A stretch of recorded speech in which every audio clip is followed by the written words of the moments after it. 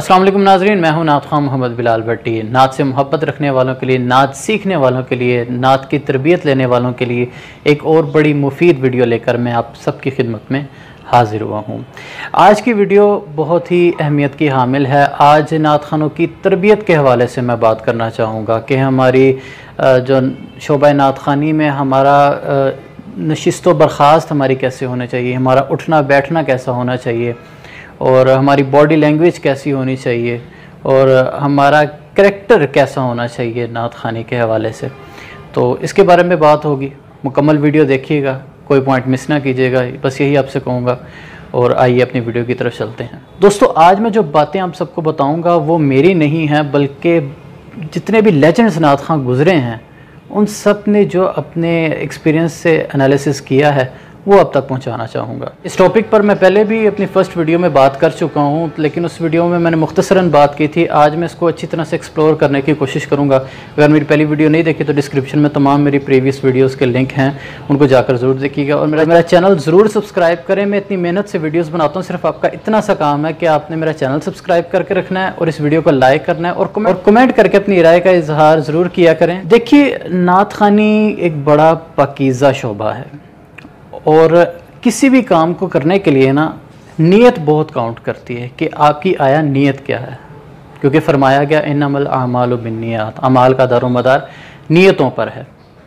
तो हमें पहले अपनी नीयत डिफ़ाइन करनी पड़ेगी किसी भी शोबे को स्टार्ट करने से पहले। फॉर एग्ज़ाम्पल, अगर आप नात ख़ानी के शोबे को ज्वाइन करना चाहते हैं, आपके अंदर शौक़ है, अगर आप पैशनेट हैं नात ख़ानी के लिए, तो उसके लिए चंद एक बातों का ख्याल रखना बड़ा ज़रूरी है। आम तौर पर देखा गया है कि बहुत से ऐसे टैलेंटेड नात ख़ान जिनको अल्लाह पाक ने बड़ी ही खूबसूरत आवाज़ों से नवाजा, लेकिन वो आगे नहीं आ सके, या वो आगे आए भी तो अब स्क्रीन से गायब हैं, नज़र से गायब हैं, मंज़र से गायब हैं।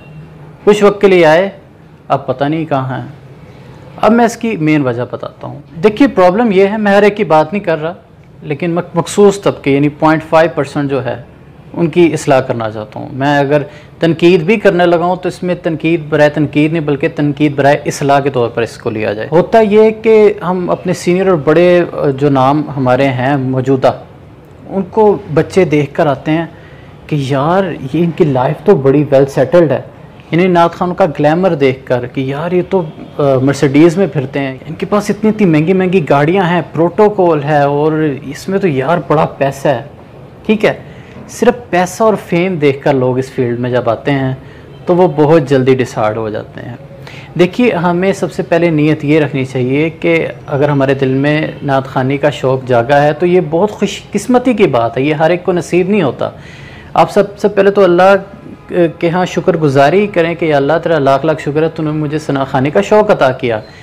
आपकी नीयत ये होनी चाहिए कि मैं नबी पाक सल्लल्लाहु अलैहि वसल्लम की रज़ा के लिए और अल्लाह की रज़ा के लिए नात ख़ानी करूँगा। जो आपको दुनियावी तौर पर इनामात मिलने हैं वो तो आपको मिलने ही हैं, वो तो आप मांगे या ना मांगे, नात ख़ान हज़रात की तो वैसे ही बड़ी इज़्ज़त होती है। तो इसलिए आपका सबसे पहले ये मोटिव होना चाहिए कि मैंने नबी पाक सल्लल्लाहु अलैहि वसल्लम के लिए खालिसतन उनकी रज़ा के लिए नात ख़ानी करनी। जब आपकी नीयत दुनिया नहीं बल्कि दीन होगी, नबी पाक और अल्लाह की रज़ा होगी, तो आप ख़ुद देखेंगे कि आपको ना सिर्फ आखिरत में इनाम मिलेंगे बल्कि दुनिया में आप देख कर जाएंगे, आपको बेपनाह अल्लाह पाक नवाजेगा। आपकी सोच भी नहीं होगी, आपने अगर इतनी सोच रखी तो आपको इतना नवाजा जाएगा। यकीन कीजिए, अल्लाह के ख़जानों में कोई कमी नहीं, लेकिन कमी हमारी सिर्फ नीयतों में होती है। नीयत अपनी खालिस रखें, इखलास के साथ पढ़ें, मोहब्बत के साथ पढ़ें, और आपको अल्लाह पाक आखिरत की भी कामयाबियों से नवाजेगा और दुनिया की भी बेहिसाब दौलतों से नवाजेगा। लेकिन शर्त यह है कि इंसान अपने काम के साथ मुखलिस हो और इखलास के साथ नात ख़ानी करें अल्लाह की रज़ा के लिए, तो अल्लाह पाक आप पर रहमतों के दरवाज़े खोलेगा। अच्छा जी, ये तो बात होगी नीयत की। एक और बड़ा इंपॉर्टेंट टॉपिक मैं यहाँ पर अब डिस्कस करना चाहूँगा कि जो नात ख़ान है उसके अंदर सब्र होना बहुत ज़रूरी है। बेसब्री नहीं होनी चाहिए नात ख़ान में। ये बात मैं नहीं कह रहा, ये मरहूम अलहाज खुर्शीद अहमद के अल्फाज मैं आप तक पहुँचाना चाहूँगा। अल्लाह पाक खुर्शीद भाई के दर्जात बुलंद फरमाए। खुर्शीद भाई ने अपने एक इंटरव्यू में कहा कि होस्ट ने पूछा कि अच्छा नात ख़ान बनने के लिए किन बातों का ख्याल रखना चाहिए, तो खुर्शीद भाई ने फरमाया कि अच्छे नात ख़ान में सब्र होना चाहिए। सुभान अल्लाह। अब मैं इस चीज़ को डिफ़ाइन करने की कोशिश करता हूँ कि अगर आप नात ख़ानी सीखने के मराहिल में हैं तब भी जल्दबाजी ना करें, कि मैं रातों रात ही जनाब मशहूर हो जाऊँ, ऐसा नहीं होता। आपको बहुत सी रियाज़तें, बहुत सी मेहनतें, बहुत सी मुशक्क़तों से गुजरना पड़ेगा, फिर आप किसी मकाम पर पहुँचेंगे। सिर्फ नात ख़ानी नहीं, किसी भी शोबे को ले लें, तो आपको अगर उसमें कामयाब होना है तो आपको कुर्बानियाँ देनी पड़ेंगी, वक्त देना पड़ेगा, मेहनत करनी पड़ेगी, फिर आप किसी मकाम पर पहुँचेंगे। घर बैठे किसी को कुछ नहीं मिलता। तो खुर्शीद भाई ने फरमाया कि नात ख़ां में सब्र होना चाहिए। अगर मैं ये इनिशियल स्टेज की बात करूँ कि आप सब्र से सीखेंगे, मेहनत करेंगे, जल्दबाजी नहीं करेंगे, तो इंशाल्लाह ताला आप एक अच्छे नात ख़ां बन के निकलेंगे। आप बाकायदा तरबियत लेकर निकलें। अगर आप, मुझे अक्सर मैसेज आते हैं कि बिलाल भाई आप नात सीखने के वाले से बहुत ज़ोर देते हैं, लेकिन हमारे करीब कोई उस्ताद है नहीं, तो आप किसी और शहर भी ट्रैवल कर सकते हैं। देखें, वो फरमाया गया ना कि इल्म हासिल करो चाहे तुम्हें चीन जाना पड़े। तो इस बात का यही मकसद है कि आपको जहाँ से इल्म मिले, चाहे वो फिर दूर हो नज़दीक हो, फिर इस चीज़ को ना सोचें, आप टाइम सेटल कर लें। अगर इलाके से दूर भी कहीं आपको उस्ताद मिलते हैं, महीने में एक दफ़ा चले जाएँ, 2 हफ्तों में एक दफ़ा चले जाएँ, मतलब कतरा कतरा समंदर ज़रूर बनेगा। इल्म ज़रूर हासिल करें, सीख के ज़रूर आएँ, क्योंकि नात ख़ानी भी एक बाकायदा फ़न है ना। तो जब आप इसको सीख के आएंगे तो इंशाल्लाह ताला आपके पास एक नॉलेज होगा, साथ में आपका टैलेंट भी होगा, तो इंशाल्लाह ताला आपको बहुत सी कामयाबियाँ मिलेंगी। अच्छा जी, सीखने के अलावा बात करते हैं कि नात ख़ानी में इंसान को कैसा सब्र करना चाहिए। सब्र ऐसा कि फॉर एग्ज़ाम्पल आप महफ़िल में बैठे हुए हैं और बाद में कोई नात ख़ां आ जाता है, वो आपसे रिक्वेस्ट करता है कि फॉर एग्ज़ाम्पल बिलाल भाई मुझे पढ़ने दें, मैंने आगे जाना है, या मेरे घर में कुछ मजबूरी है, मैंने हाज़िरी लगवा कर वापस जाना है। तो कुछ नात ख़ां इस पर खफा हो जाते हैं, लो हम इतनी देर के बैठे हुए हैं, नहीं जी नहीं, हम नहीं पढ़ने देंगे, हमने पहले पढ़ना है। तो एक दूसरे के साथ एसार का जज्बा रखें, कुर्बानी का जज्बा रखें, सब्र का। यार ठीक है, मैं 10-15 मिनट वेट कर लूँगा, आप अपनी हाज़िरी लगवाओ, आपकी घर मजबूरी है, मेरे घर तो कोई मजबूरी नहीं है, मैं बाद में भी पढ़ लूँगा। तो दूसरों की मजबूरियों को समझने की कोशिश करें। अगर आप किसी के लिए रास्ते आसान करेंगे, आसानियाँ तकसीम करेंगे, तो अल्लाह पाक आप पर बेशुमार रहमतें नाज़िल फरमाएगा और अल्लाह पाक आपके लिए आसानियाँ फ्यूचर में पैदा करेगा। तो आप इस चीज़ का ख़ास ख्याल रखें। अगर कोई महफ़िल में आपसे रिक्वेस्ट करता है कि मुझे पहले पढ़ने दें, तो आप उसको पढ़ने दें। और बाज़ औक़ात होता है कि महफ़िल में नात ख़ां जो आते हैं वो आते साथ, जी मुझे पढ़ाएं, जल्दी करें, मुझे पढ़ाएं, मैंने जाना है वापस। अगर कहीं मसरूफ़ियत नहीं भी होती, फिर भी जो है वो फ़ोर्सफुली इंतज़ामिया को कह रहे होते हैं कि नहीं जी मुझे पढ़ाएं। ये भी मेरे ख़्याल से मुनासिब नहीं है। अगर आपकी वाकई ही कोई मजबूरी है, आपने नेक्स्ट कहीं पहुँचना है या घर में कोई मजबूरी है, तो फिर तो ठीक है।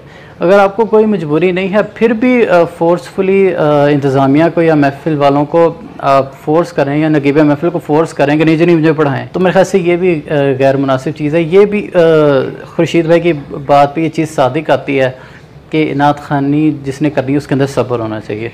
जो सब्र करेगा फल उसी को लगेगा। और इसके अलावा शुक्र करना सीखिए। अल्लाह पाक ने आपको जितना नवाजा है उसी में शुक्र कीजिए।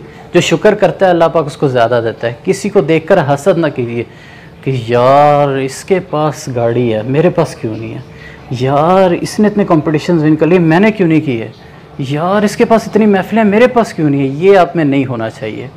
आपके अंदर शुक्र होना चाहिए कि अल्लाह पाक तूने जितना नवाजा है तेरा शुक्र है, तेरा फ़ज़ल है। मैं जितनी नात ख़ानी कर रहा हूँ अल्लाह पाक इसको कबूल व मंजूर फरमाए। तो जब आप शुक्र करेंगे, दूसरे को देखकर खुश होंगे, बजाय कि हसद नहीं करना, खुश होना है, तो अल्लाह पाक आपकी सदा को देखकर आपको भी इंशाअल्लाह ताला ज़रूर नवाजेगा, दुनिया में भी और आखिरत में भी। मैं हर वीडियो में कहता हूँ कि आपने मेहनत करनी नहीं छोड़नी। मुझे एक दोस्त का मैसेज आया कि भाई नात ख़ानी का कोर्स कितनी देर में कंप्लीट हो जाता है, तो उनको मैं वहाँ पर रिप्लाई कर दिया था, लेकिन मैं यहाँ पर भी बताना ज़रूरी समझूँगा कि नात ख़ानी एक बहुत बड़ा समंदर है। ये आपकी दौड़ है कि उसमें सब कितना पानी इकट्ठा कर सकते हैं। ठीक है, ये बहुत बड़ा फ़न है। इंसान की ज़िंदगियाँ गुजर जाती हैं, सदियाँ बीत जाती हैं, लेकिन इंसान इसकी इंतहा को नहीं पहुँच सकता, क्योंकि अल्लाह पाक ने भी फरमाया ना, जिसका मफ़हूम है कि ए महबूब हमने आपके ज़िक्र को बुलंद किया। तो जिसके ज़िक्र को अल्लाह बुलंद करे उसकी क्या हद होगी, क्या उसकी लास्ट स्टेज होगी। नहीं, नात ख़ानी बहुत बड़ा समंदर है। ये आपकी मेहनत है, आपकी स्ट्रगल है कि आप उसमें से कितना फैज़ हासिल कर सकते हैं। तो मेहनत जारी रखें, स्ट्रगल जारी रखें। जितनी मेहनत करेंगे उतना ही आपको फल मिलेगा। तो ये नहीं कि आपने नेट से किसी नात को सुना और आप कहेंगे जी मैं भी आज ही इसी तरह की नात पढ़ना शुरू कर दूँ। नहीं, आपको भी उसी तरह की स्ट्रगल और मेहनत जारी रखनी पड़ेगी। अच्छा जी, लास्ट टॉपिक की तरफ चलते हैं कि नात ख़ानी में मैं समझता हूँ वादा बहुत ज़्यादा इम्पॉर्टेंट है। जी हाँ, ये गौर से समात कीजिएगा कि जो बंदा नात ख़ानी करना चाहता है उसके अंदर कमिटमेंट और वादे की क्वालिटी ज़रूर होनी चाहिए। आप पूछें वो क्यों? फॉर एग्ज़ाम्पल, आपको कोई भाई महफ़िल में दावत देता है अपने घर पर, छोटी सी महफ़िल है, बज़ाहिर तो छोटी, लेकिन नबी पाक सल्लल्लाहु अलैहि वसल्लम की हर महफ़िल ही बड़ी होती है। इसमें तो कोई शक नहीं है। जहाँ पे सरकार का जिक्र हो वो महफ़िल सबसे बड़ी होती है। लेकिन बज़ाहिर आपको पता है कि घर में एक छोटी सी महफ़िल है, और मैं अगर आम लफ्ज़ों में बात करूँ कि आपको पता है कि वहाँ पे खिदमत भी नहीं होनी, तो आपने उसको हाँ हामी तो भर दी, ठीक है भाई मैं आ जाऊँगा। लेकिन आपको सेम डेट पर एक और जगह से दावत आती है, और आपको पता है यहाँ पर बहुत बड़ा स्टेज है, बहुत बड़ी फ्लैक्सेस लगेंगी, यहाँ पर खिदमत भी अच्छी होगी। आप कुछ नात खां क्या करते हैं कि वो घर की महफ़िल जहाँ पे आपने पहले वादा किया था, वहाँ से वादा तोड़ कर उस बड़ी महफ़िल को ज्वाइन कर लेते हैं। ये बहुत ही नामुनासिब अमल है। वादे को हमेशा आपने कायम रखना है। वही बात आ जाती है, अपने दुनियावी फ़ायदे को नहीं देखना, आपने अपनी कमिटमेंट पे कायम रहना है। कहते हैं कि मोमिन की ये शान ही नहीं कि वो वादा खिलाफ़ी करे। और सोचें, आपने जब अब दूसरी जगह महफ़िल पर जाना है, जिससे आपने पहले वादा किया है, उससे कुछ ना कुछ तो झूठ आपको बोलना पड़ेगा ना, कि भाई मेरी तबीयत ठीक है ना, मैं नहीं आ रहा, या भाई फ़लानी मजबूरी हो गई। हालांकि मजबूरी आपको कोई नहीं है, ये आपको अपने अंदर का ज़मीर भी आपको मलामत करेगा कि तू झूठ बोल रहा है, तो गलत बयानी कर रहा है पहले बंदे के साथ। तो उन्हें वो बड़ी महफ़िल पे जाना है, इसलिए तू उस छोटे बंदे का दिल तोड़ है, उसके साथ तूने पहले वादा किया था, अब तू वादा तोड़ है। ये खुदारा मैं हर नात खां से अपील करता हूँ कि ये अपनी आदत छोड़ दें। जहाँ पे आपने वादा कर लिया है बस वहाँ पर पहुँचें, फिर कुछ भी हो जाए, आपने जहाँ पहले वादा कर लिया आपने वहाँ पर पहुँचना है, तो अल्लाह पाक आपको इस कुर्बानी के सदक़े बहुत सी बरकतों से नवाजेगा। ये बातें कोई नहीं बताता, लेकिन मैं मुखलिसाना तौर पर आपसे शेयर की हैं ताकि आप इस पर अमल करें। उसका सवाब मुझे भी होगा, आपका भी कैरियर संवर जाएगा। तो मुझे यहाँ पर दीजिए इजाज़त। अल्लाह हाफ़िज़।